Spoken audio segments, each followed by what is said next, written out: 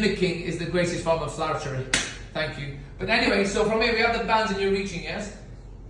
So the idea of introducing the band is to introduce and accentuate, amplify the compressive nature of the external environment, yes? So we want to amplify compression so it makes you respond tensionally.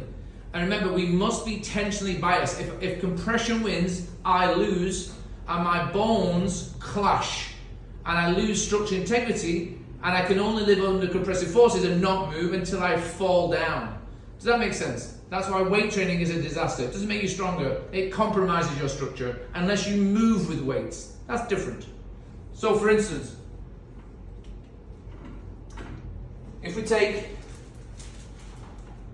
one band, yes? So I should be able to do this easy, yes? It's under my feet. I go as wide as my shoulders. I take it as high as I can. I've got this complete frame around me. And I should be able to go off to the side, lift my leg in the air. I should be able to turn. Should be able to bow. I should be able to arch. I should be able to sit. I should be able to move every bone in my body because the compression is nice and it's subtle. And what this requires is refinement and skill to move without falling in any direction.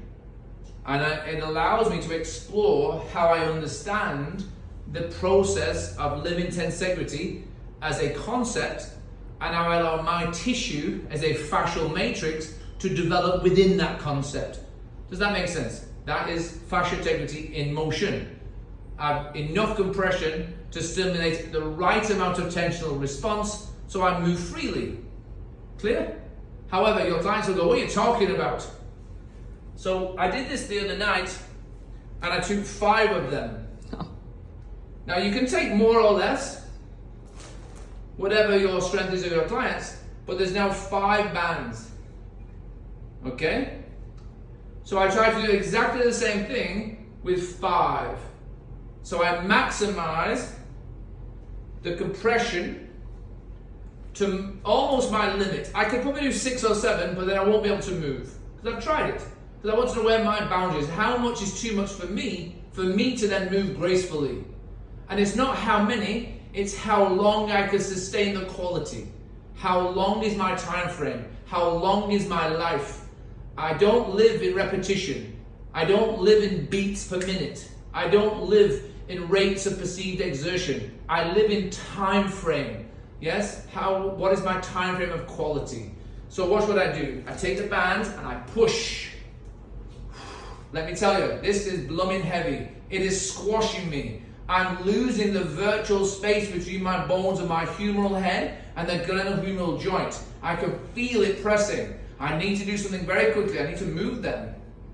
I can move, yes, still. I can still turn. I can still bow to the sides. I can still go forward slightly. I can still go back. I can still move off my center. I can balance here and move very subtly, but it's limited. The compression is limiting my exploration because it's compromising my integrity.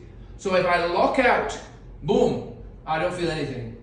I'm just compressed and I'm not moving like one of the buildings. I might sway a bit, but that's it. But if I have to move and I cannot change and adapt my structural integrity, I will fall or hurt myself. So I need to move my legs, move my pelvis, move my shoulders. Woo. Okay, now I can move. Now I can move again because I've taken away that compressive hold and now I can come out of it gently. Make sense? So take your clients on a journey of that. Start with the heaviest they can manage. Then reduce it to 4.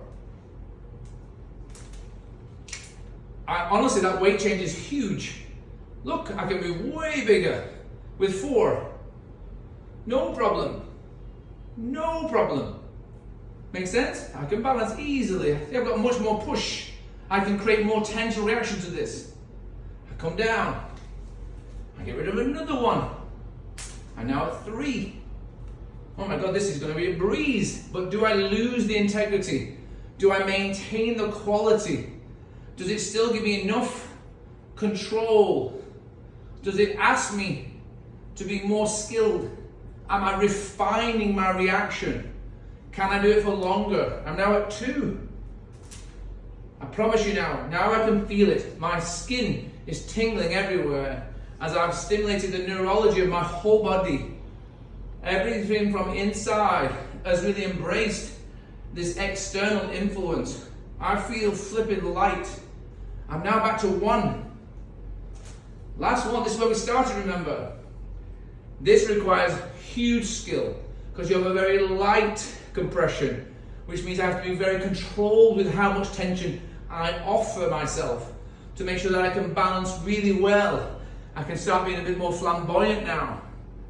But because I can recognize how to integrate the global continuity, I don't need the band. I can balance. I can move. I can change height. I can come up. It's effortless because I train skillfully in the micro to enjoy the macro.